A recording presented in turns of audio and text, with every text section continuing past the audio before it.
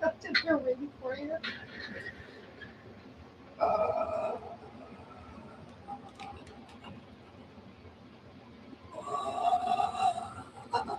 Maybe we need more light.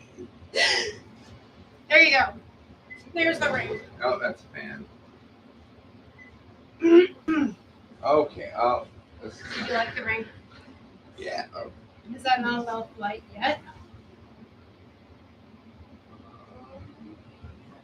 Is it actually streaming? Oh, yeah, we're live. We suck at this. Neither of us are even in the camera. I am high and I am drunk. Well, is there a way you can start over? No, because it's live. It's live. I don't want to start over anyway. Oh my god. Okay. Hopping vaginas. Could it be any fucking hotter in here? Turn off the heat. Oh my god.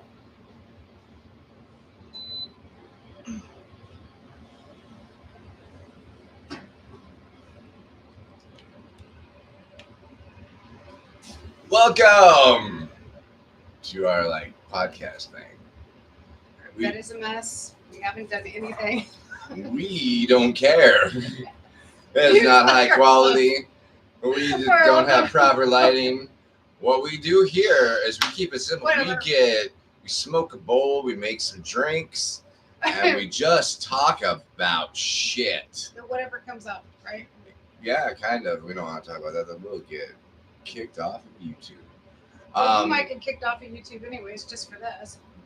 No, you were allowed. I showed you my drunken activity. You are allowed to drink alcohol on video.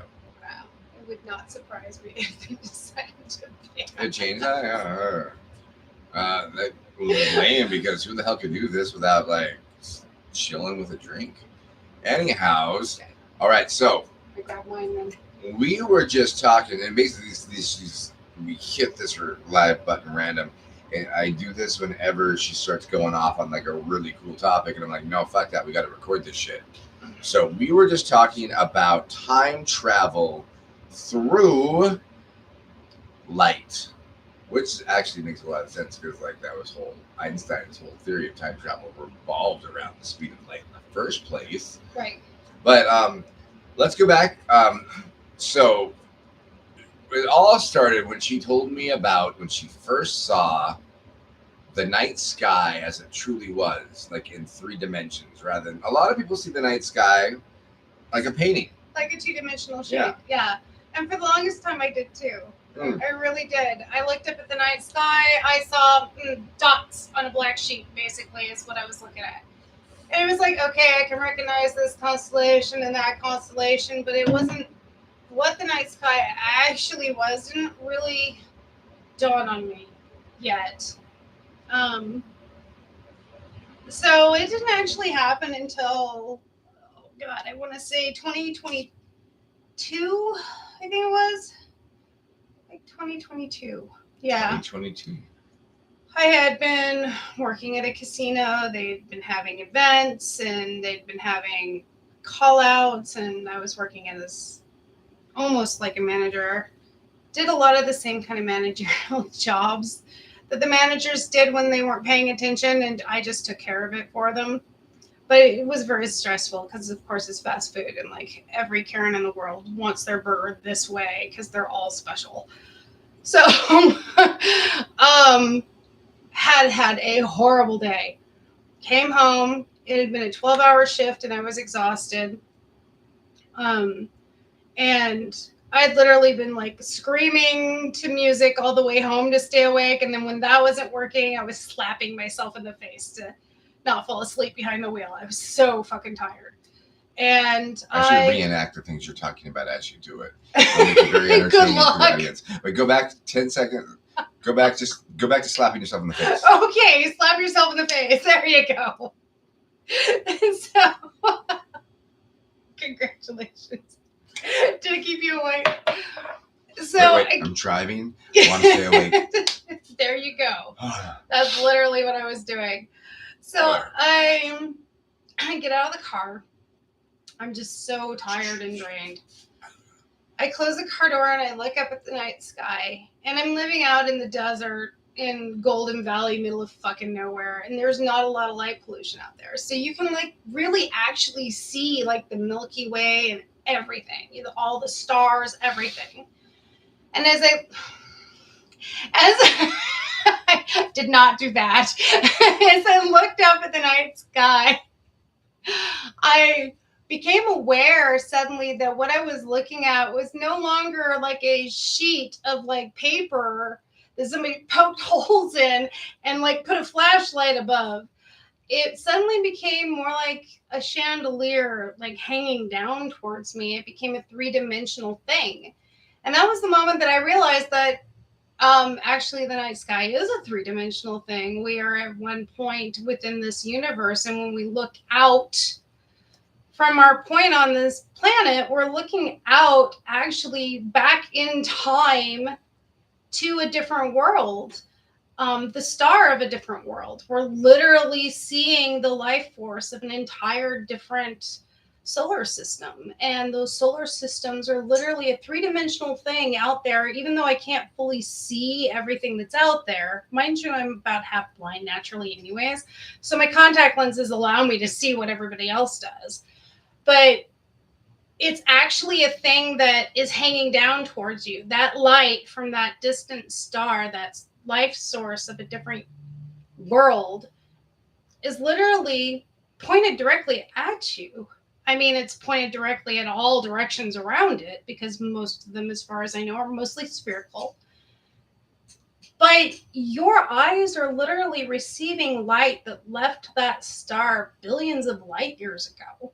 And as it's reaching you, then that knowledge that came with it was the fact that I am literally viewing something that is beyond my time, is beyond my present experience. Didn't initiate from my present experience of life. It initiated far before my present experience of life. And that information and that life source is affecting me even this far away from it. And it literally energized me. I literally felt as though every single one of those stars was the same energy that is in me, that allows me to think, that allows me to even conceive of the notion that the light I'm receiving through my eyes initiated light years ago. And that it is literally the energy of life that literally makes up the same stuff that I'm made up of. The only difference we are all stardust between me and that very distant star that's hanging its light down to me is its frequency. It is actually all frequencies, depending on how far away from me, depends on how much of those frequencies are reaching me at one point. But it's all the same stuff. It's made of the same energy that makes up the synapses in my head that allows me to think. It makes up the same energy as the little pulses of electricity that move through my brain and my body to allow me to speak words, to think thoughts, to see the light that's coming from that star, and to conceive of the fact that it is in fact a 3-dimensional thing that I'm actually looking at, and not just a picture, a 2-dimensional picture. Now, what were you saying about because you're looking at the light, you're time traveling? Okay. So you are actually time traveling and conceiving of the notion of the fact the light that you're receiving makes you aware of the fact that you're currently time traveling. And if the light from that star can time travel to you, then the light in your head, the things that make up your thoughts, being the same kind of energy at a different frequency, has the potential to do the same thing too. And then in fact, our thoughts are the way we time travel. And I brought up that if that takes you back millions of years, then even just looking at any light, like, I mean, that's really quick because that's coming off that lamp right there or that ring, but like a light from a car, like down the street, like a mile away or whatever, because it takes time for even that light to reach your retina. But see, that's your perception. So if you think about it, as time exists for you is very different than time existing for a star, very, very distant from you. Its position in I guess, in the main part of our universe that we can observe, its position from you, does regulate how much of its energy reaches you at one point of your existence. And we measure time by points in our existence. We have to, it's the only way we can conceive of our existence. When we stop measuring that point, different points in our existence through time and the concept and reception of time, then we no longer cease to have self, because at that point you're no longer yourself. You become part of all of the energy. So when you stop realizing you have a point in existence and you stop becoming just yourself, become you could become a star. Well, yes. And your meta information is the same thing as the stars are. They have meta information as well, I'm sure. That's how you become a star.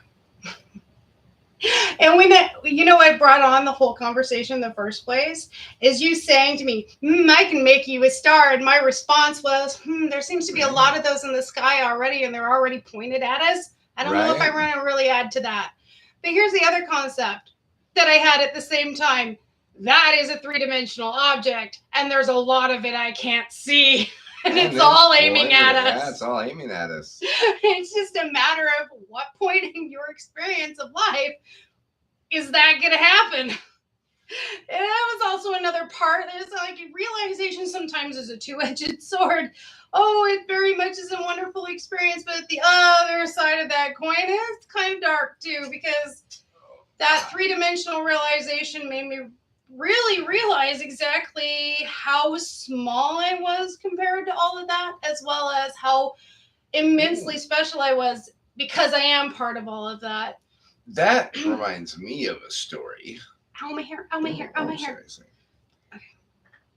Yeah, we get kinky on the show. Yeah, baby. Okay. Okay. Anyway, I didn't actually see the universe like usually the universe are looking up. Mm-hmm. I saw mine in a vision, and that, as I told you, was when I was the girl I was dating at the time, and I dropped LSD 25, which is like pure liquid acid. And just for the record, I've never dropped acid. She's never dropped acid. I've never done acid. She tried shrooms once. It wasn't once. I actually tried shrooms several times. And it didn't do anything. And I am wondering why everybody else was tripping balls, because I wasn't tripping balls. I was like, so when's the sparkly lights going to happen? And when's things going to start morphing and stuff? When is that all going to happen? Because I do not see what you're seeing right now, and I was really hoping I could. So I don't know what that means, but yeah, I've tried mushrooms 3 times and I've never had a trip. So, Joy, that was a bummer. I love mushrooms, but have never been able to actually trip on them. And I've eaten Azarescence raw. Just eaten what raw? Not making tea or anything. I just straight up just ate them. I found them in the woods. Not the woods. It wasn't the woods, actually. I found them out in the dunes, and I recognized them, and I was just like, okay, I'm going to try this, and nommed.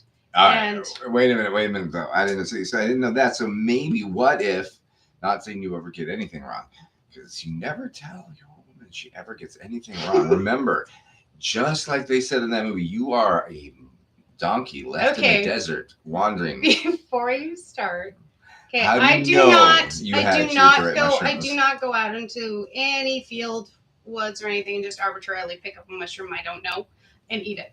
I get to know my plants before I ever ingest them. I mean, I get to know them personally on a one-to-one level basis. I do all kinds of experiments to make sure that their spore print is correct. I make sure that all of their measurements, the environment that they're growing out of, what their material is, make sure all that is absolutely 100% atypical for that species, and that its entire look is atypical to that species, especially if it's a mushroom that I'm trying for the first time.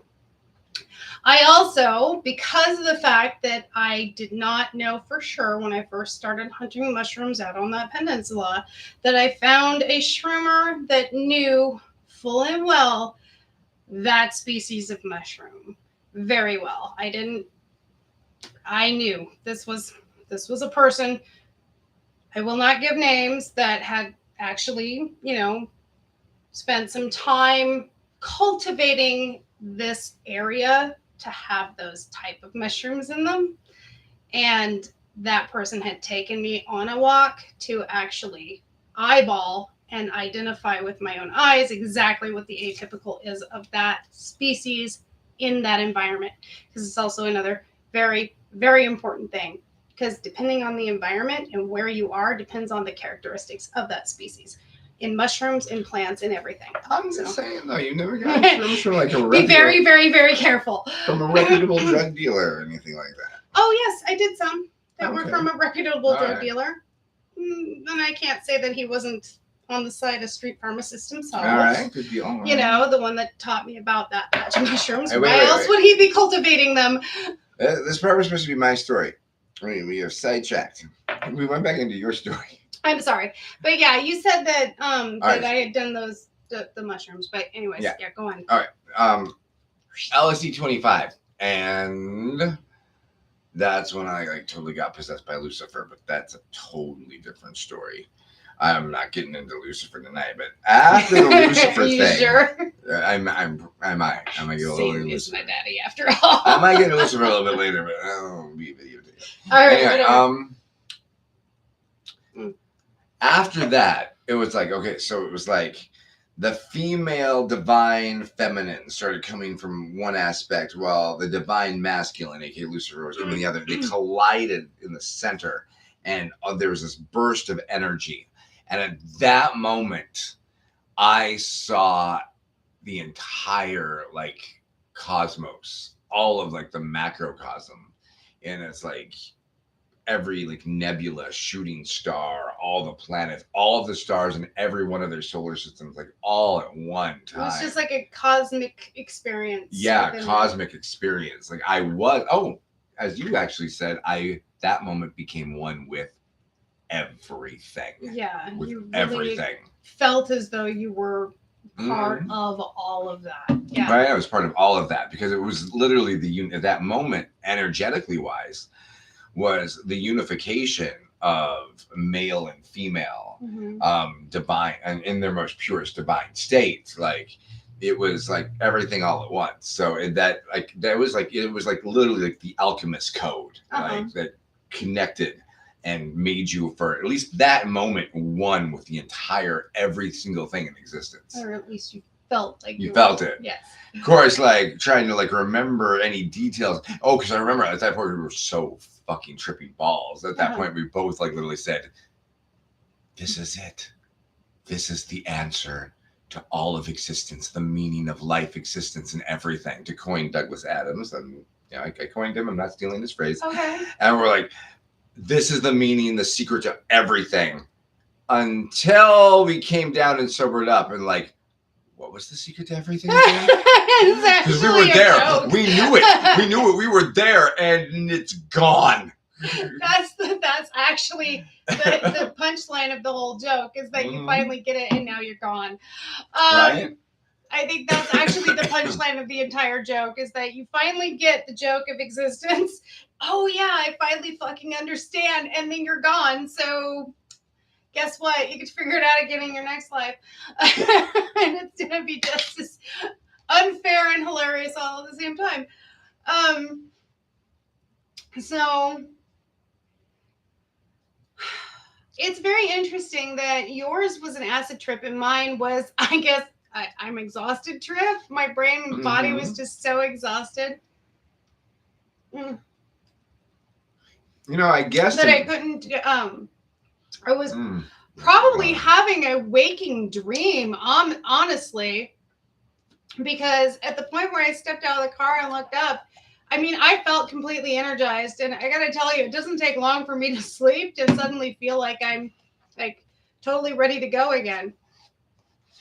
I can take power naps, but I don't know that was necessarily a power nap, but I guess it could have equivalated to one. Because all I can think is that maybe what sparked it was maybe one half of my brain fell asleep. I don't know. But the sudden realization of the universe being a three-dimensional thing was definitely an energizing experience. I went into the house. I mean, I didn't get to bed until like 4 in the freaking morning, even though I was exhausted and worked a 12-hour shift and was literally slapping myself to stay awake in the drive coming home. That's my point, is that experience like physically energized me like a night's sleep. It was strange, but I was grateful for it because I still had a lot of stuff to get done.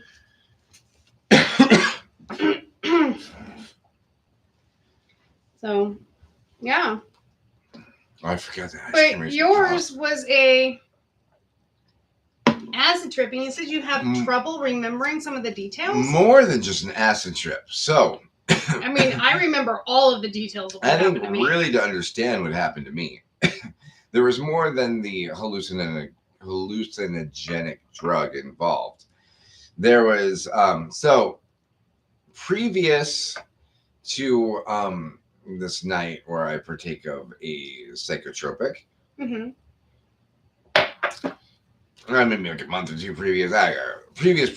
Anyway, I had been given this book called Pacts with the Devil by Jason Black. That I can't really read that. Well, that's showing the back cover anyway. Oh, okay. I flipped it around so I could read. By S. Jason Black and Christopher S. Hyatt, PhD. There we go. Here is the cover of the book. Anyhow, it was my first. Don't judge all books by the cover. It's my first being exposed to any of the grimoires, or more commonly. Don't ask what's on it. I've learned very long time ago. Just don't ask. Don't ask. Dark like a thing is smeared across the pages. Or the darker grimoires. You don't want to know. Basically, it has a few excerpts in it of the Grimorium Verum, the Grand Grimoire, and the Constitution of Pope Honorius or something like that. Yeah, I was never really interested in that one. Anyway, the grimoires that detail making pacts with, quote, demons. Exactly. It does not have really the actual. On what culture we're talking to, right? It doesn't have any of the Goetia in it from King Solomon. Mm-hmm. However, this is my first. I had seen and looked over the Goetia actually when I was first in high school. It was one of those reasons that got me interested. Oh, I guess no, true. Actually, I did do a conjuration from the Goetia when I was in high school. So, but that's a whole different story and. That was weird. Anyhow, I had found this book, or I've been gifted this book.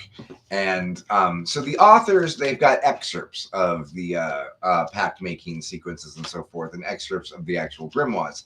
But there is a lot in here, and that's like maybe 1/3 of the book altogether. Like it leaves out all the spells of those grimoires and everything else.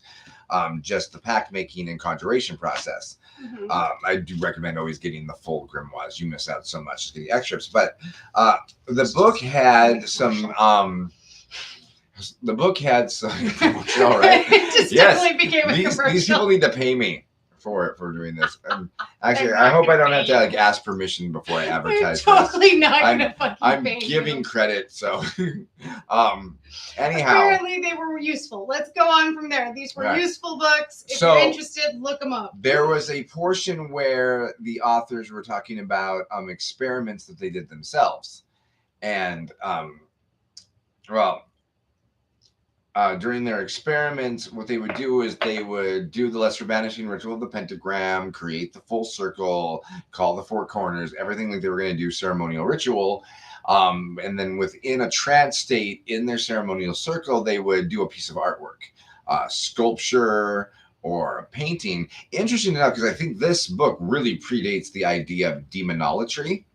I'm not sure. Happened in what year? Like 1990? Actually, I can look something. It up. Yeah, like I am not a wealth of facts. Like I'm not. He suddenly decided, hey, I'm taking. Dude, let's ask Google. I'm taking devil worshiper seriously. I'm gonna go for this. I'm gonna go out on a whim and say S. Connolly created the entire idea of demonology. Okay, so I'm gonna say, I don't think he, when did S. Connolly publish her first book?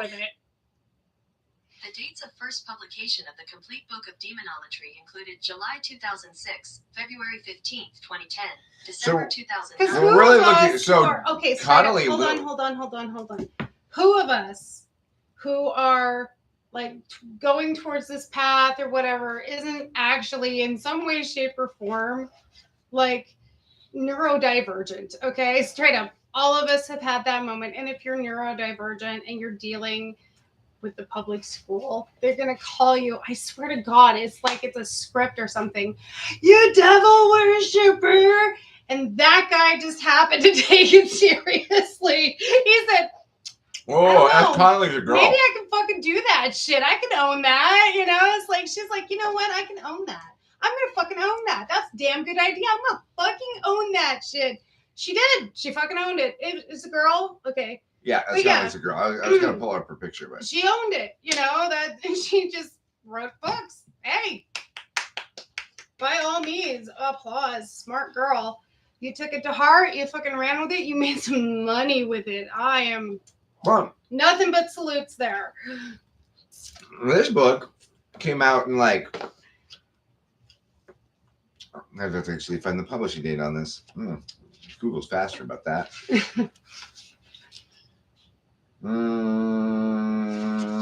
Where does it show the publishing date? 1993. So I nailed it. In 1993. I nailed it. So it was like 1990 something. The concept behind the author's personal experiments was very similar to the idea of demonology. Within a actual magical circle setting in ceremony in a trance state, one does a piece of artwork or a sculpture. Basically, you create an idol. A actual graven image of some sort of this. To make it that actual graven image. Actual graven image of some sort that is a representation. In fact, this concept. Make sure you give it that biblical reference, okay? Exactly. Because this dates back into biblical times. Thou shalt not worship a graven image. Carve that out of gold. Exactly. So, I mean, I did mine inside a magic circle. Like, I used not Vistaprint. I used Vistaprint? It's not Vistaprint anymore. It's Vistaprint. I use Kinko's. Kinkies. And Kinko's printed out a image for me. Okay. Sorry. Are the images in here somewhere? I'm gonna find it. Find it. Yeah, keep them busy. These are all very 70s looking pictures in this. I'm gonna warn you.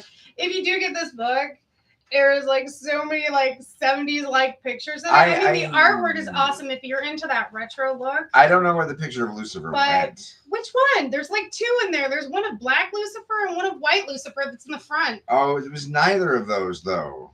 It was in the front. It was the one where. It's the one where he's like lounging on his throne. With that's what I'm looking for. The blonde, gorgeous hair and the big Fabio. Yes, it is the big Fabio muscles. Actually, I dated a guy that looked like that back in the front. You did in the 90s. But he didn't have. Oh, here we go. Oh no, he looked a lot like that. He was. This image right here is the one I chose. But he had nothing going on downstairs.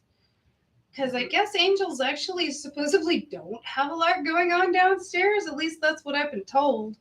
They are a eunuch.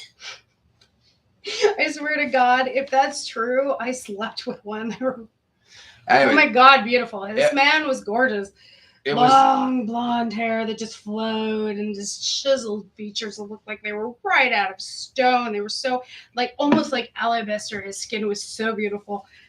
And it just like built. I'm getting jealous. Don't be jealous. The man had no penis, honey. You got no. He didn't have nothing on you, honey. You're beautiful here and there. But oh my God, I mean, this was gorgeous. I mean, he was good at cunnilingus, but there was a reason for that. You must practice but doing yeah, things to make up for your lack and other things. What I've heard is the theory about angels. He definitely fit that theory.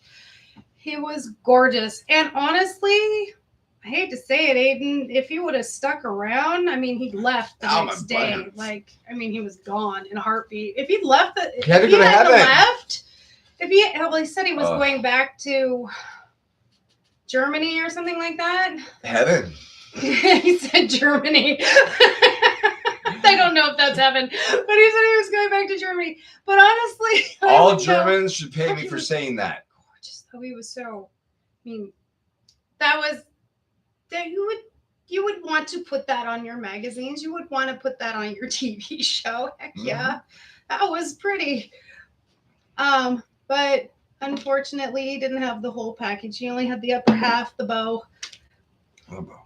All right. So anyway, that's what Lucifer. That's kind of that guy. She was meeting Lucifer for the first time back then. Yes. That was her first encounter in the with picture, Lucifer. it looks kind of like. We will go into her more details of her meeting with Lucifer later on, but that was her first meeting with Lucifer. I take it that was the first time. I didn't recognize him as Lucifer at all. I just thought he was really fucking hot. There you go. There you go. I was newly single, and this was really pretty, and he was interested in me, and I'm like, okay, we can do this. Well, I could. I don't know so much about him. I mean, I could. I was gay.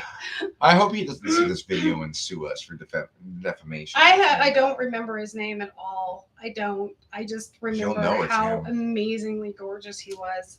If he sees it and he contacts me, you are gorgeous. I will be wonderfully friendly. Oh my God. You don't have to worry about the lack of penis. It's okay. No, he does not. He does not. He was very talented in other ways. Let me go out on the line and say right now as a disclaimer, in absolutely no way whatsoever are we belittling anyone out there with a smaller penis. We believe that it is not the size of the boat, it is the motion of the ocean. And we are not in any way. How in any way am I defaning that? That was amazing. Not, it was magically beautiful. It was magical. And I still remember it as a very fond moment in my life that had very many not fond moments in it. There is no discrimination going on here. No, I remember that as a fantastic experience. Almost magical, you know? I mean, my God. So moving on from this, I didn't even mean it to be this I told in-depth. you to distract them while I was looking something up in the book, and you did a great job. Thank you. All right, so all right, what else? That is the photo I printed out at Kinko's. This is how we get. And then any magic circle. On YouTube. I exactly. So inside my magic circle, all I really did is just paint in that picture with crayons, but still. Chaos magic. Anyway, so basically what the authors would explain is in their experiment, they would create a graven image like that within a magic circle in a trance state. And then once finished, you address the image and you speak to it as if that entity, deity or whatever, is in the circle with you. Like they're there. And you talk to that graven image as if you're talking to an old friend. You tell them what's wrong, what's going on, et cetera, what you need. Okay. Or conversation. Hold on. I can see it. I can see what the author was trying to say, but from experience of dealing with energies that have come into your circle, don't bore them with the fucking details. Get to the fucking point. That's a good point too. Yeah. Get to the fucking point. They don't have all day. That is very They want to know why they're there. Get to the fucking point and let me bout my business, because you've literally called their information out of the meta universe. All of it. Isn't that weird? And focused it into your center of your circle. So get to the fucking point. Whatever your energy is, whatever you're asking, whatever direction you're making for that energy that you've summoned into your circle, give it what it is that it's anticipating or that you have bestowed upon it. Get it over with, get it gone. The whole concept behind that you're acknowledging it as a friend is like, okay, some energies like to be treated politely. Right, yeah. Okay, so don't be rude, but do be to the point. Don't beat around the bush about telling them about what the granny was sick last week and we had to change her diapers 8 freaking times. And oh my God, we took her to the doctor. No, you don't need to do all right. But yes, truly believe that they're actually there. Why would you do the ritual in the first place? Exactly. If you weren't actually focusing to have that energy come But out of the basically, ether what I was for explaining you. was this is the concept dating back. Thou shalt not worship graven images. Because Okay. basically, what they've You gave it what- a physical form. Yeah, what they did wasn't necessarily an experiment. It was an experiment for them, and it had been left out of occultism for a while. But they created a graven image and began to worship it in a way. Yes, well, that's how they you gave create, it energy. Well, that's how you create a god. That's how you create an egregore. That's how you create an egregore, and then the egregore can become a god. Well, every single god that we have started out as an egregore. Right, and magic is art. Art is magic. We created that mental vision, because just because it's in your head doesn't mean that it doesn't have a way to be able to become part of the world that we experience. That's how we control our experience as people. We actually have a thought, because you have that amazing energy from the universe, and it gives you the exact same electrical impulses that are in the stars. It allows you as a creator, just like those stars are, they're also charged with creative energy. So are you. You're made up of the same energy, even to the same frequencies.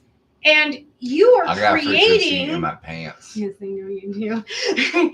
You are creating a deity out of that. Now, a deity is usually created because there is some kind of lack. Usually a lack of children, or a lack of food, or a lack of water, or a lack of something that needs to be created. So we create a graven image to contain the energy in which we want to build momentum towards. So when we focus our minds upon that graven image, we're literally creating a storage unit for all of that energy to bring that into our experience of existence. Exactly. And if you want more information on that, we have to do a whole nother show on it, because we are running. Well, that is how you make an Very close to egregore. that That is what the point of having a god in the first place. So is to create the momentum of that energy. There you go, buddy. Okay. Stop getting. Stop.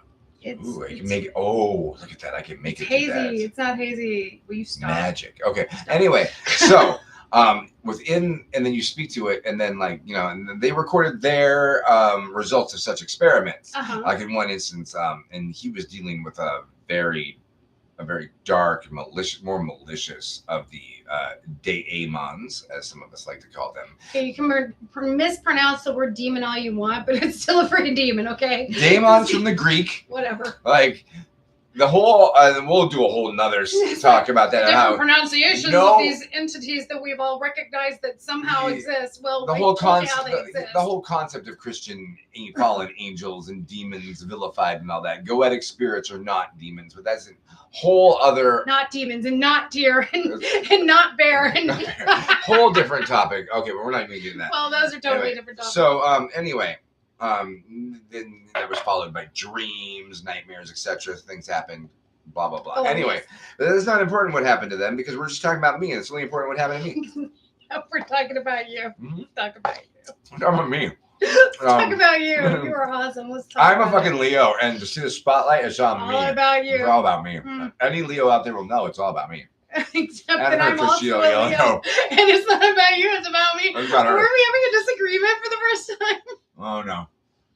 It's okay, you can know it's about you, and I can know it's about me. It's about us. So anyway, I did that. I basically tell how much time I got left. Okay. I basically tell it shows me on the screen what time it is. I know, but you can't see All right, it. I can't. It's hard to see. I'm fucking blind as a bat. So I tell Lucifer that I have I'm short on rent this month. I'm struggling money wise. I need about an extra $200 just to get into my rent.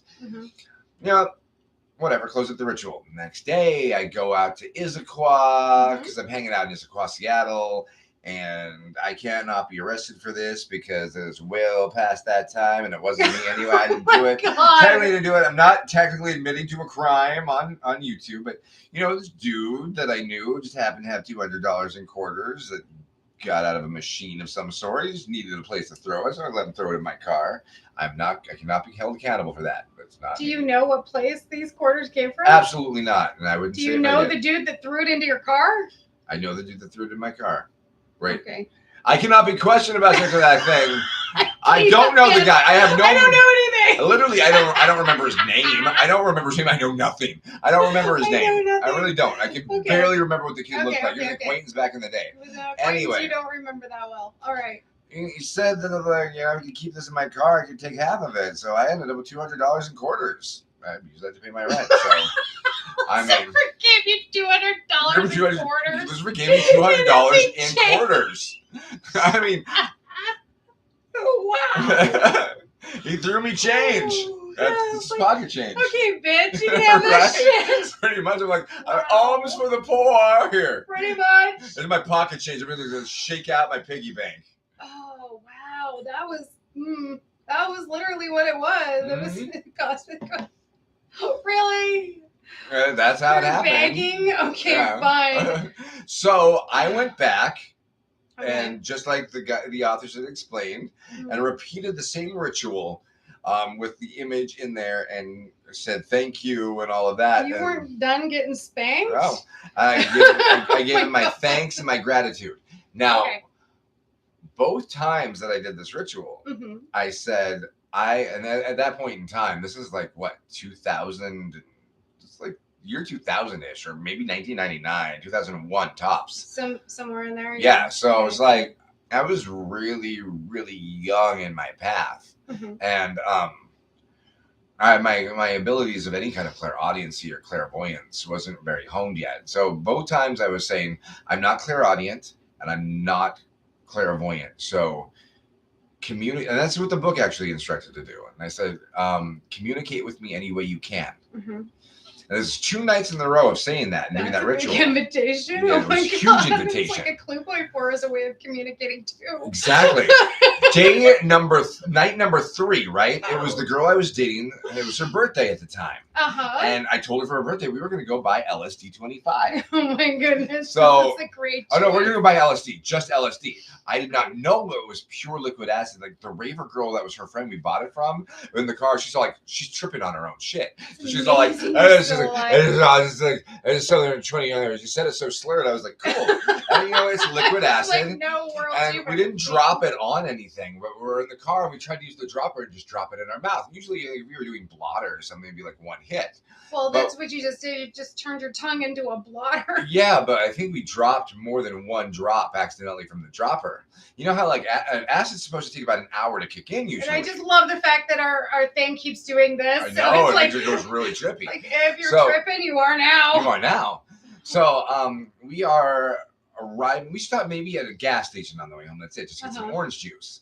And we're back at my place and we're hanging up our coats in this coat closet. It's like me, her friend, and our other friend who's kind of our friend, but he's not really our friend. He's weird. But he's still with us anyway. So we are hanging up our coats in the coat closet. And I turn and look at her and like, I got this like, yeah, I got this like psychotic. And I went, are you feeling something already? Oh and she turns and looks at me. You're gonna have to act this out. Look at me and go, yeah. And I'm like, I think we took too much. And so we ran to the kitchen. We tried to get some, we started guzzling milk because I heard somewhere that milk makes you come down. That doesn't work. Acid heads out there, that doesn't do anything. Doing lactic acid on top of I am sitting in my chair with my glass of milk, and my milk is growing really, really big, and I'm shrinking. Everyone else is shrinking. And anybody knows what counteracts acid? I guess you can let me know. So then the next step is like, and I'm thinking I can't get any higher than this because I must be peaking right now. Though about a couple minutes, within a few minutes later, I am crawling along the ground and I can't see through the patterns of different shapes and designs of color going before me, and I'm like, Oh my god. I must be peaking right now because I can't get higher than this. A couple minutes later, I am sitting on the chair, rocking back and forth. And if you can't speak to me in telepathy, then you are not on my same wavelength right now. And you know what? I guess I'm just gonna make this a special because I can't. I'm too close to 45 minutes. We're gonna make this one an hour. I hope people actually watch it this long because Why? their attention span's cut off usually after 30 whatever. minutes. So yeah. But I gotta finish the story. So fuck it. We're on the couch and I'm rocking back and forth and I'm drooling. If you can't speak to me in telepathy, then don't bother. You're not on my same wavelength. Right. Got And that is like how high I got at that point. At one point, there's cool music was playing at one point, but then at another point, Do you even remember what the music was? I remember that it changed to 9 Inch Nails, Get Down, Make Love. And if you've ever heard that song, On acid. I mean, I'm going to give credit to 9 Inch Nails and play this and say I don't have the copyright rights to this music and see if I can do this without having my Probably video gonna removed. ban this song, like Right? because They'll, you're like, trying to play mute this, it, and but, he like, will freak out. 9. I'm going to play it anyway. Don't play it. Nope, it's got to He's gonna- go. He's gonna freak 9 out. Don't play it. Inch- No.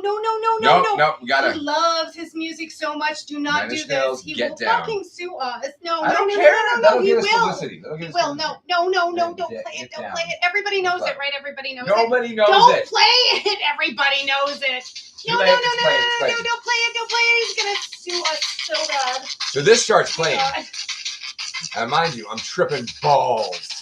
And there's a fire going on in the fireplace. I remember that. Candles are lit. And that strange guy that my girlfriend and I were kind of friends with, I think he's tripping too. I think we're all tripping. But he's on the couch. He's like, he's going to the music. Actually, He doesn't trip when he hears that. he's going like this. The guy on the couch? Wait, Yeah. what? The guy on the couch starts dancing to it like this.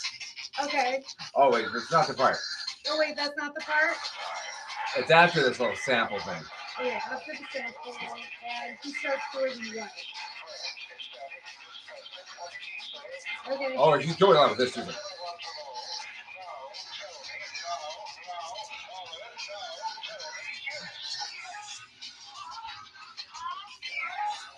Okay, you're seeing this while you're tripping. I'm tripping on and acid. he's doing this on the couch as this music's playing. And I just could not handle this shit. I was like, no, this is just all fucking no. So I got up and I ran out of the room. I just like fucking darted out of that room. And I went down. I was living in this like, Scared to death I was by living in 9 this- Inch Nails. I was living in this haunted multi-bedroom house with a basement. And in the basement at the time, like literally, I was paying $1,100 a month of rent for this haunted house. And the basement had like, it was like all 1970s shag carpet, a fucking like bar with a built-in 8-track player built into it with lights on it. Bar with an 8-track. Yeah, it was up there. Okay, built-in that's 8-track. different. And Very fucking retro. box of 8-tracks you could put in and play music. 9 Inch Nails probably wasn't part of that, was it? No. Oh, Leather couch. I was gonna say, I didn't and think they released an 8-track. all of that shiny woodwork that they have with like the swirls in it and shit. And I was OCD, so I kept everything really shiny. I went down, turned on the lights. I'm just like, I just need a change of environment. And I'm just like, 9 Inch Nails is too much. And It's too much. I am sitting on the stairs, looking down into my, I guess it's my den, my downstairs man cave den. Okay. And first, everything's better. I'm not tripping anymore. Everything is just fucking Everything's normal. Oh God! And I'm You like, dug thank enough God. acid to make it normal. Thank God You're it's so normal. Screwed. But then it didn't take long before I started to realize why Oh shit! things in the 70s were made this way. The shag carpet started to grow and move and turn into waves and grow and move. And the swirls on the woodwork started going my spinning God. around me. And everything in the room started to move. And the lights on the 8-track player bar, I was like, this is why they did drugs in the 70s and they made things like this. Oh shit.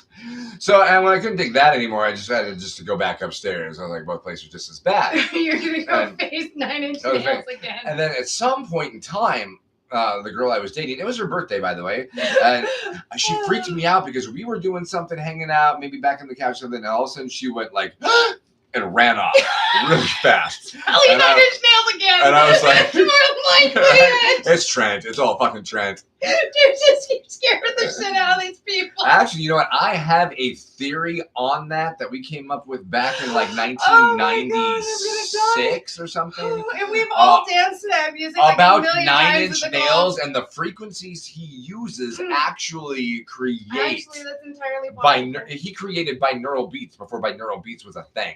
Actually, it wouldn't have surprised me if he had some concept of it when he was doing it. Like his frequencies actually change atmospheres. Very musically literate. He's incredibly musically He's a musical literate. genius, technically, yeah. So it wouldn't surprise me if he did have some idea of what he was doing when he was arranging things and harmonizing stuff. And I'm sure he had an idea. But anyway, so I go chasing after this girl when I get my senses together enough to do so, because I was like, I think it was probably, you can see the cinema where she's like, she's like, oh, ran off. It takes me a while. I'm sitting there and I'm like,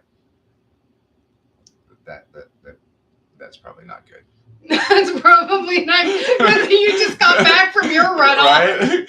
And so like I stand up and I go looking for her, and eventually I find her in my bedroom. Now, to understand this, you have to understand my bedroom at this time.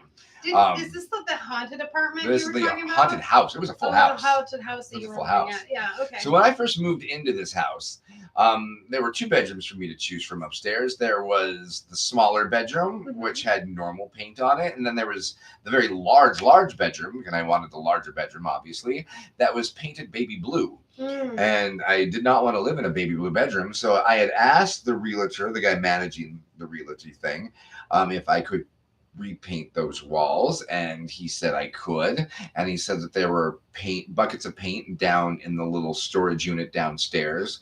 This house, besides that den down there with all that, actually had another room attached to it, which was a washer and dryer utility room, and attached to that was like a kind of a tool shed kind of place with a stone work slab and a workbench basically, and then another door that led outside. And down in that room, the workbench room, there were buckets of paint. Got it. Well, I'm not a good painter. I don't know what the fuck I'm doing. I've never really painted walls before. I'm just painting randomly. I ran out of the first kind of white paint I was using to kind of paint over it. Went to a kind of like more grayish kind. Just kind of trying to. By the time I was done, details of how you were painting. The whole thing. We got a brownie up there. Oh God, not brownies. We might have to stop and kill the brownie. No, we're not killing. Just leave it alone. All right, brownie's gone. We'll deal with him later. All right. We are infested with brownies. Oh my God, we're crawling with brownies. Yeah, anyway. It's just the worst. They are the worst. Don't get mad. You have to kill the brownies. We're not racist. They're a perfectly good race. They just don't deserve to be in my house. Why would you even go there? That's not what she meant at all. Speciesist. Brownies are just brownies. If you're watching this video, you already know brownies are kind of fey. Brownies are kind of fey. There's too many of them. I can't get rid of the all problem of them. of brownie fey is they will keep breeding and breeding and breeding. They will overrun you. Also, we need to make a video. Everybody knows. Brownies. Everybody knows that brownies, as far as all of the fey species go, are one of the most frigging annoying kind of fey. They are like the pest of the fey. And even saying this, I might get bad feedback if anybody actually watches, but nobody watches our videos. But in case anybody ever does. I don't mean any harm to them. I don't want to do them in, but they will just overrun everything. It will be so many of them if I don't put out bait traps. Bait traps and stuff. We have to leave poisoned food out for the brownies. They're just or kill them when we see them. There's too many of them. They'll overflow us. I need to have food that doesn't have brownie corpses. This is a whole other topic. We'll go into brownie infestation later and fey stuff. Anyway, we're not talking about fairyland right now. I'm sorry. I'm sorry. I saw the brownie. You're the one that pointed out the brownie. So my bedroom. The way it ends up being done when I end up running out of paint and I'm just stuck with the way it is, if you look at it with a special kind of stoner sight, and I can see images and things that other people can't see. That's why I make art. That's why I make art that other people don't get. But in my vision, it looked like the way it ended up looking was like the ruins of an ancient temple kind of thing, or a graveyard or cemetery, with like pieces of the building missing that was used to be made out of stone. I never got as far as actually painting the ceiling, so in the dark, only lit by black lights in the room, candle lights and black lights. Maybe a lava ball was going. The ceiling, that baby blue, ended up like a dark blue, like the night sky. So that looked like the night sky, where the top of the ruins had collapsed. You could still see up there, and there were stalactites and stalagmites. So it looks like you're inside a temple. The bed itself, covered by a canopy of black lace, and have dried roses hanging from it. On the western side of the wall, there was my altar of Baphomet set up, my main central altar, with the Baphomet above it and so forth. And then on the east side is where I had started working with Lucifer. So the east side had an invocation or evocation triangle, and then the painting I made of Lucifer, and a pair of white synthetic angel wings hung above it, symbolic. Anyway, everything in the room is lit with candles and black light. Okay, it so all this looks like is that. the second time you've met Lucifer, or is it the first? This is the first. Oh no! I mean, the story dates back much longer than this. Okay. So yeah, but this is like this was the most intense one. So I am in the bedroom and she's laying on the bed, and I go over and I realize at first I think she's. This is the girl that was tripping on acid. Yeah, it's her birthday. Okay. And at first I thought she was crying on the bed, but then I realized she wasn't crying. She was laughing, looking up at the ceiling, just laughing. Okay. And I went over and then I knelt down and I started reciting poetry out of my mouth, out of nowhere. It just came out. It was like, in the palace of the Falcon King, the pheasant bride in Still luxurious remember wing. it. Wow. Oh, yeah. The stillness of a blackbird. No. Sort of remember it. Pheasant bride in luxurious wing. The reminiscence of a blackbird. The stillness of a sparrow. And she said, that doesn't really make any sense. It could. Well, if you've ever met a sparrow, the only time they're still is when they're dead. The sparrow represented death. Exactly. Yeah, the only time a sparrow is ever still is when it's dead. That's exactly what the poem meant. Constantly talking. Yeah, that's exactly what the poem meant. The poem meant death for sparrow. Okay. And I was like, what? Whoa. And she sat up. She's like, that was beautiful. And I'm like, I don't think I said it. I don't know where that came from. That I feel like I'm in contact with my highest creative potential at the moment. Yeah, okay. And like I literally suddenly started feeling like I was glowing. Mm-hmm. Like I had become one with my holy guardian angel kind of thing, like they talk about in Golden Dawn experiments and Aleister Crowley. At that moment, the whole room got really super just electric with energy and thick. And she was like, something's happening here. And I'm like, yeah, I feel it. She's like, don't move. This is really important. I got to go to the bathroom. Literally. And she took off. Hold on, I gotta pee. Yeah, she's like, you stay here. I'll be right. Hold this match. Hold the portal. I will be back. It's kind of how I was like, hold the portal. It was up to me to hold the portal open while she went and used the restroom. Like, hold on to that. And it came back. I gotta pee. So while she's gone, because holding the portal is fucking hard work, and shit happens while you're holding the portal. I heard like these drum beats in my ears, and suddenly I wasn't even there. I fell into the portal for a second, and I was like, okay, right, exactly like that. And I am seeing this world where it was like heaven and earth were one place, like, and it was like mists of like clouds all over the ground, and there's war drums going, and there are these beings that look kind of like Celts or Picts or some ancient like pagan tribes, and they got leather boots with like feathers and bones strung in them, and like big wooden shields, like kind of Viking-esque. So you see a whole herd of Vikings? And like, long hair with like braids and feathers strewn in them. Only thing. Meanwhile, there's a Wearing, like- Renaissance festival nearby trying Right. to set up. You know, this guy's like freaking out. I wandered out of my home and I was at the rent fair. I'm like, fighting them. No, that didn't happen, but that would be hilarious. Okay, no, actually, I am.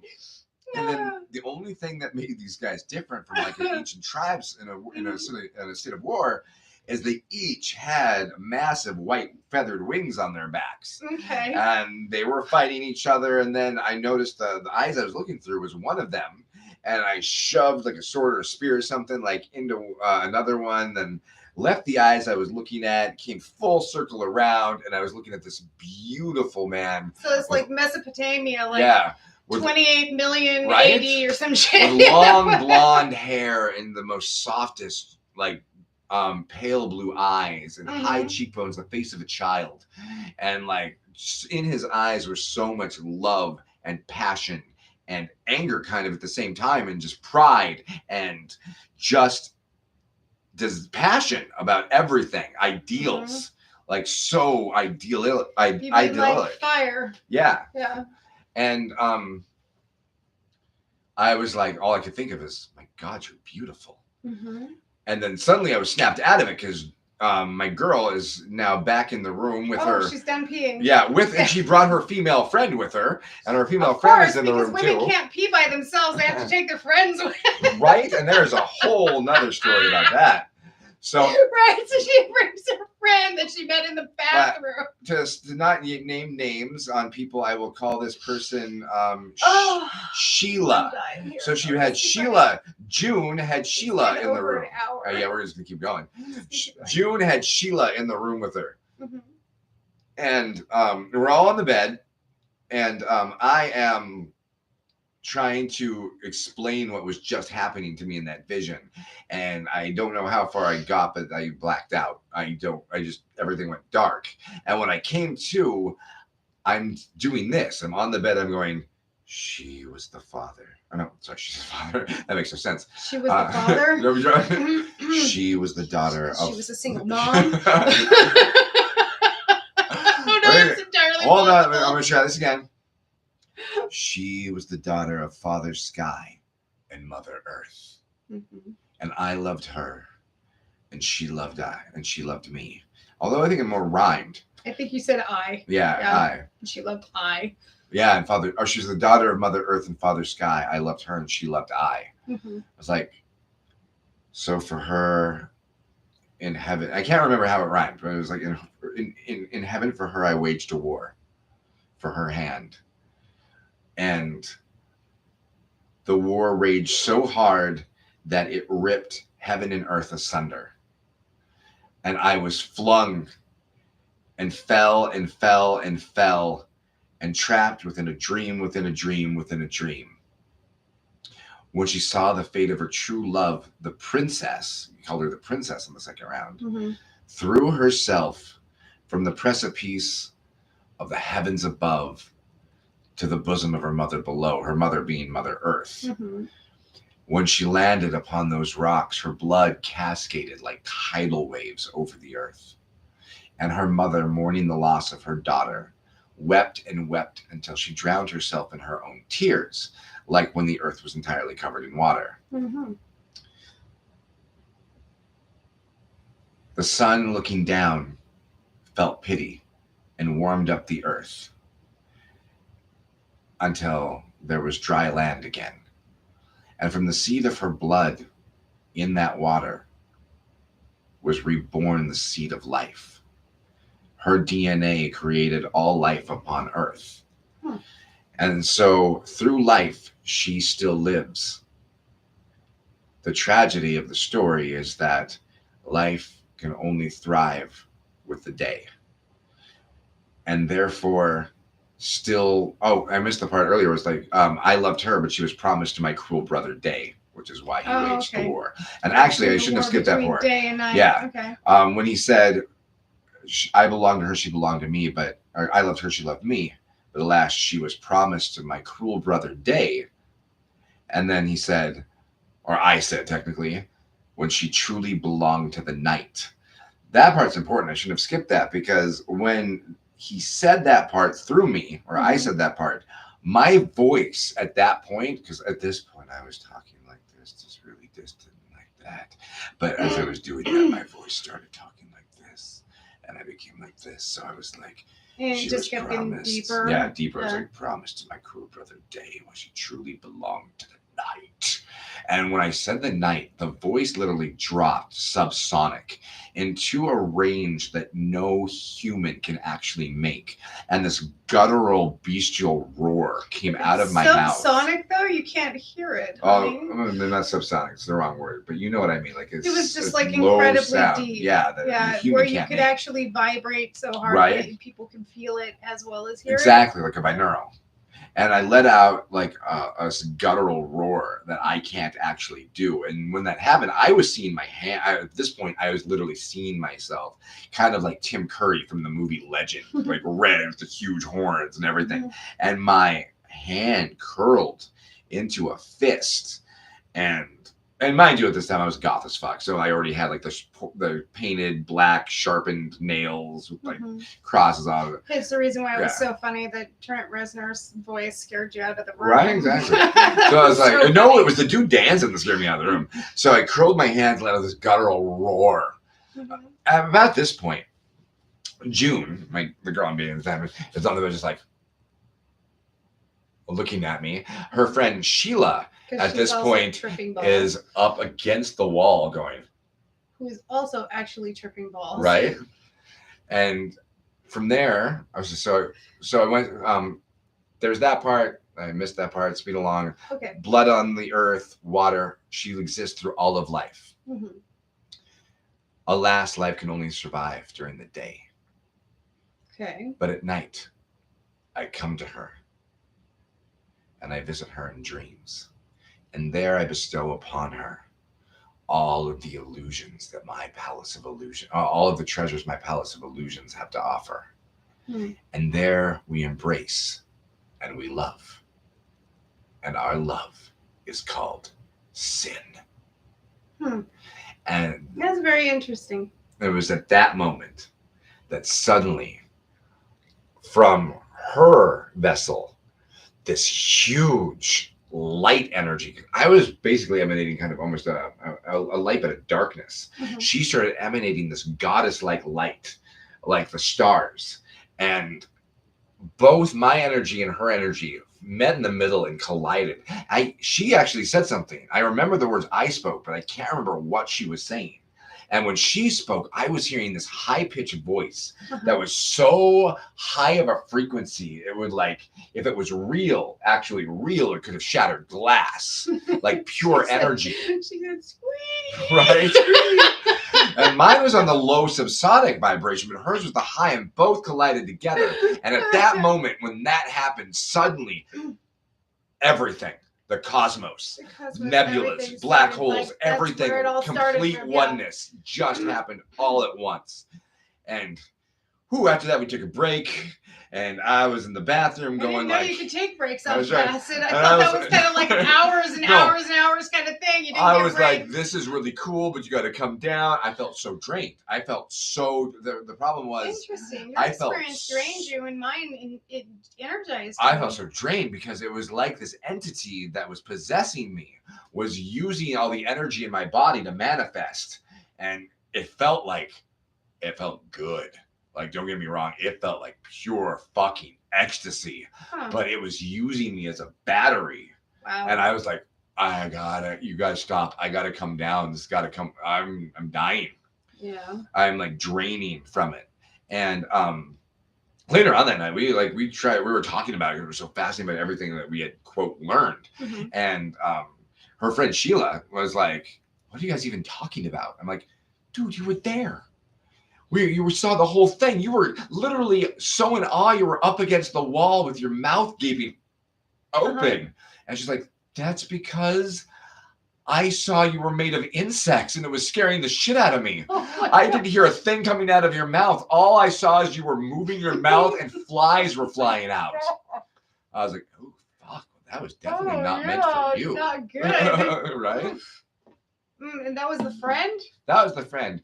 And in retrospect, that was not meant for her, yet I'm actually saying all of the secret stuff on the internet to everyone. Right. Because now is the time that I believe all of this is supposed to become knowledge for everyone. It's only in knowledge for people who are ready for it. It's only knowledge for people who are ready for it. Anybody who doesn't have a mindset of able to understand Exactly the metaphors and what we're talking about and why it actually makes sense in the day-to-day life, they're not ready for it, so they're not ready to accept it. And that's fine. You know, everybody has a world of their own that they live in. It's in the choices that they make definitely sculpts that world. And because of the fact that you make the choices that you make, you can actually choose how you experience your world.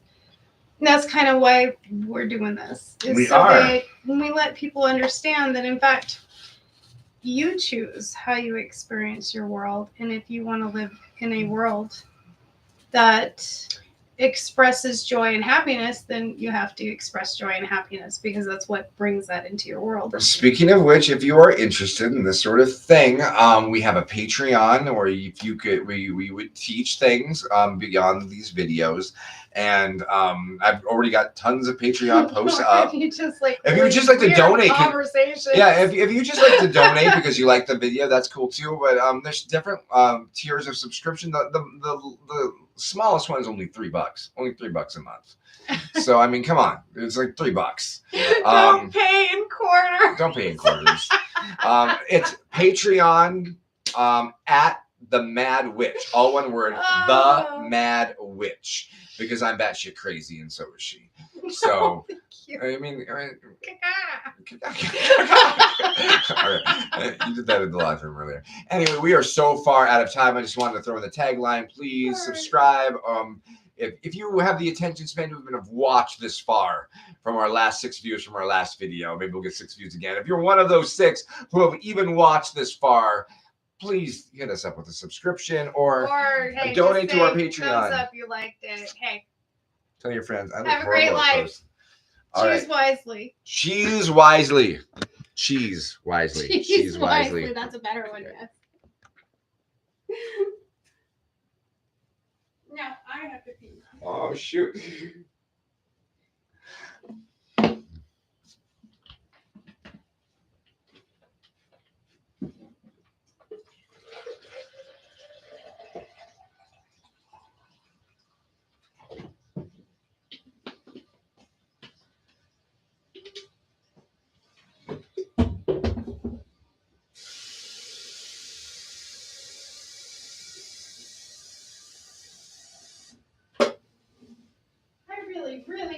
Really had to pee. I know. We were sitting there for a while.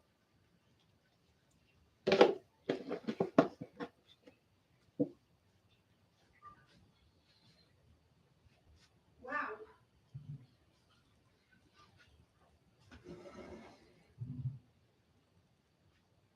That was fun. That was fun.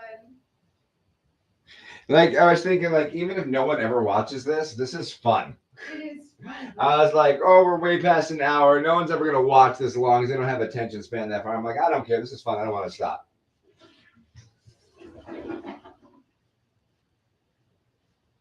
But you know what? If they don't watch that far, then they don't get my secrets. And the thing with Lucifer is a secret that was actually shown specifically to me and specifically made it so that other girl couldn't hear it. He chose us to hear that.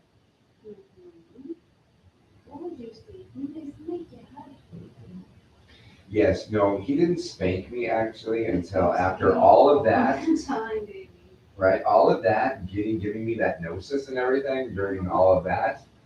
The reason I got spanked is because after doing all of that, I went ahead and did the ritual from the Grimorian Barum and tried to summon him with Solomonic magic and force him to sign a contract to make me a rock star. And he was like, oh. Oh, I'll make you a star, all right. Right? Or beg him to sign a contract to make me a rock star. And so his response to that is 1 year later, the dude went into my house and robbed me blind of all my music equipment. Don't you know what he was doing? Because, well, you stand in the darkness. You see the light much clearer. So that means you have to travel through darkness for the knowledge he gives. It truly is the statement of, are you willing to suffer to learn? Because if you're not willing to suffer to learn, you're not ready for this moment. I wasn't asking for knowledge or learning at that time. I just wanted to be a rock star. You were. I wanted But fame and he- fortune and groupies. But he wants something too. Mm-hmm. What he wants is not your soul. No, he said he wanted the star. Other things. He wants the star. What From does that mean? Right? If you're talking to a celestial being, a being that Right? I said I used tarot all cards. energy- I used tarot cards as What divine. does I was that like, mean? what do you want from these tarot cards? The star used to be my tarot card. By the Was way. it? Yeah, it used to be. Every time I did a tarot reading, in the center stood the star. It was like fucking clockwork for the longest time. But in my then the pact- star started to move. But in my pact to be a rock star, what I offered him was the souls of all my fans. Don't let them know that. Because that's what it comes from being a star. It's the energy of all the ones that know you and love you. Mm-hmm. That energy gets focused. So if he wanted the star, that means he wants the star. And he will manufacture the star out of you. One way or another. And it will be the one he wants, not the one you want. You're talking to a celestial being. Right. Come on. It Yeah. doesn't work by your rules. You have to conceive of the rules that he's aware of to the best of your ability. And the best of your ability is still going to be not adequate, but at least it's a guess. Before he robbed me blind, I was very proud and excited about the possession. But my friend Matt at the Hurricane, is like, why are you proud of that? Basically, he raped you. You got raped. He didn't rape you. You were a willing participant. That wasn't I rape. really was willing. I didn't put up a fight at all. I invited. That was not rape. That was 100% willing participation. Mm-hmm. The guy either had that place was fixated on rape or had been raped recently himself, or he was into rape or something. That was a personal gnosis being layered on top of you. Because there was nothing about that situation that denotes rape. He was very Solomonic in his practices. He was very about you trap him in a freaking triangle. They're the evil. Well, you can. Mm-hmm. You can. You wouldn't do that to Lucifer, though. You would not. Oh, no. I never trapped him in a freaking triangle. Oh, no. His was always just an open invitation. Right. If you wish to come, and come hard. Mm-hmm. Yeah, he was absolutely never in anything like that. Absolutely not. That's why I find it so fucking hilarious. The pictures that they portray him as in the medieval grimoires and stuff, as being like this goat, this ugly goat with a fucking tail, and everybody's like kissing his ass. I was like, I believe that. That is not how you make love to That's how they Lucifer. portray Azazel. It's like, that is not how you make love to that entity. Oh no, that's Lucifuge. That's a different demon. It's not Lucifer. No, that's Lucifuge. It's a different demon. I'm like, no. It's like, that's not the entity at all. It's like, no. I mean, if you're going to kiss his ass, you're going to be better at it than that. No, what I actually saw in the vision, Like, inside myself, uh-huh. was I saw at first the big beast, but within that, smaller within me, Mhm. I saw a beautiful angel, and then within that, I saw a small child curled up in a corner, holding his knees up like this, crying. What do you expect being traumatized by your father, who's a bully? He represents all those aspects. And by that, I think he also represents your inner child. He does. your higher self and your inner child. All of that. Your creativity. He is the father and the brother. He is the uncle and the son. He is all of that.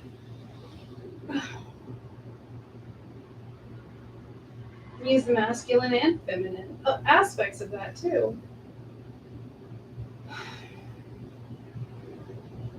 So I mean, and you count that as my first experience with Lucifer. I never summoned Lucifer at that point. True. But maybe he came to you before you summoned him. No, I never summoned him at that point. At least not to my knowledge. I had not He came to me. summoned him by name. I had not summoned him by name. He came to me way before I summoned him. Like I said, that wasn't my first encounter. That was a major one. And then it was a major one because of what I had done. I had actually gone through processes mentally and spiritually of technically making contact. But before that, like...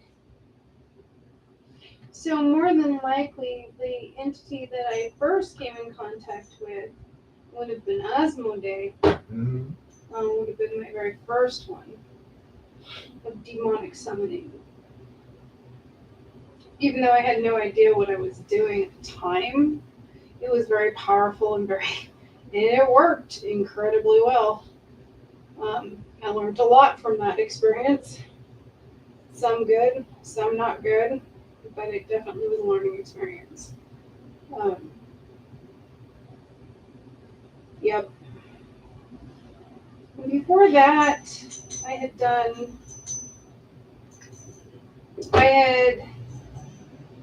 created a sympathetic curse. I was paid to do this sympathetic curse on a girl from school by another girl because I was a young witch and didn't know any damn better. And knew that I had the power to do such things because I'd done other things that my mother had decided to try to have exorcised out of me. Of course, it didn't fucking work because you can't exorcise DNA out of a person. And you can't bind a person unless you know what you're doing. Mm-hmm. So, and she had no clue, and neither did her pastors. So, the starting the dead car, even though the battery was completely toast, but that battery was completely dead, had been completely dead for hours, wasn't even clicking. And I charged it enough to turn over an engine with my fucking will. Nice. Well, it's better than getting loose change thrown at you, that's for sure. Yep, I willed that battery into being recharged. I don't know how I did it. It was one of those random things that you do when you're a kid. I think everybody goes through a period of time where they have like spikes. Of energy? Of energy? Yeah. So if you're dealing with somebody who is magically inclined, as they become, and it's actually kind of documented, I guess, sort of, in the fact that a lot of different,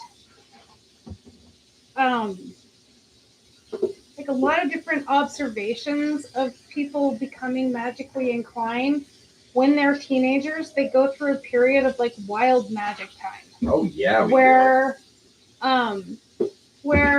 when you really want something to happen, nothing happens at all. Right? But you're not thinking about it. Then it remanifests itself later when you're not thinking about it and blows the fucking light up. Right? Or like the time we were sitting in Devil's Canyon, they were trying to do that seance. So I was like, I'm bored. And I started doing like the Echo Azarak chant. Oh, really? Echo Azarak? Echo Zavalak? And suddenly, like, the whole fucking valley filled up with the... fucking knows what that means. Right? And suddenly the whole fucking valley filled up with the living dead.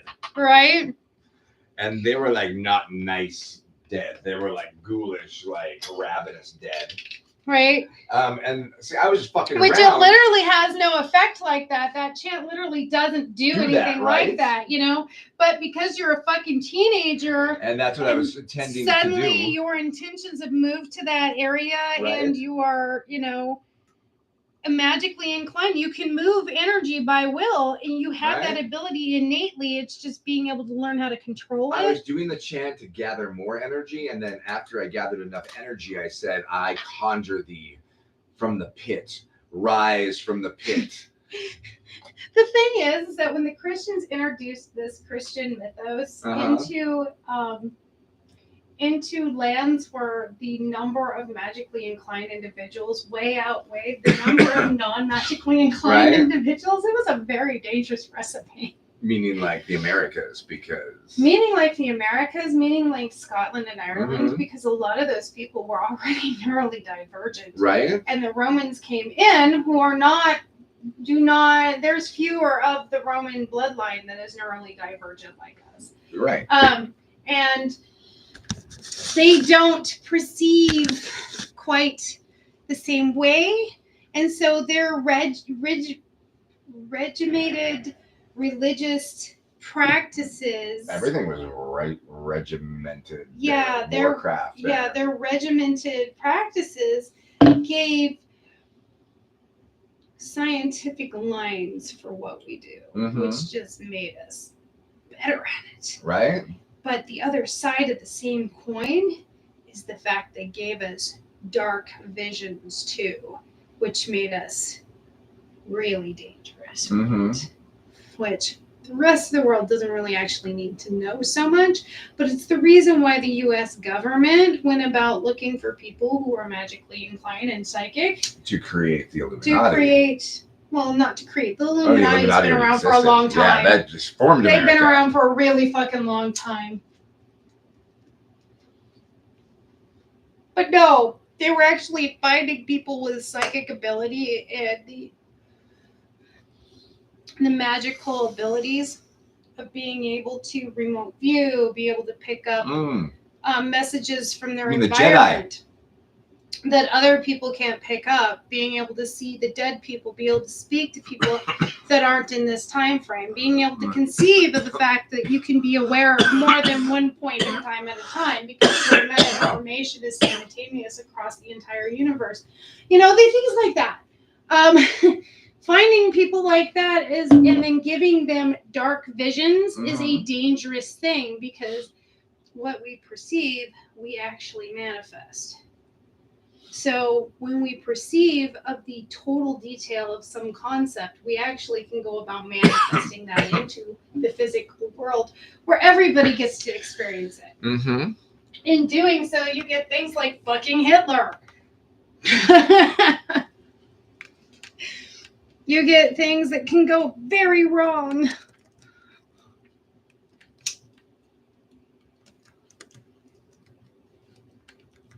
But they started experimenting with people with those abilities because they wanted to weaponize them. Back in the day, they didn't realize that those abilities were real. They thought they were all just made up and that they were a way for charlatans to make easy money. When in fact, no. Yes, there are charlatans, but in fact, those charlatans are copying people who actually can manifest things into the real world and that actually do indeed manifest things. Now, if they get found out how they're manifesting them, depends on whether or not they are denoted as a charlatan.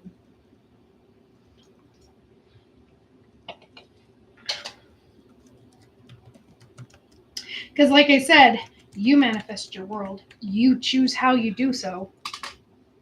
So.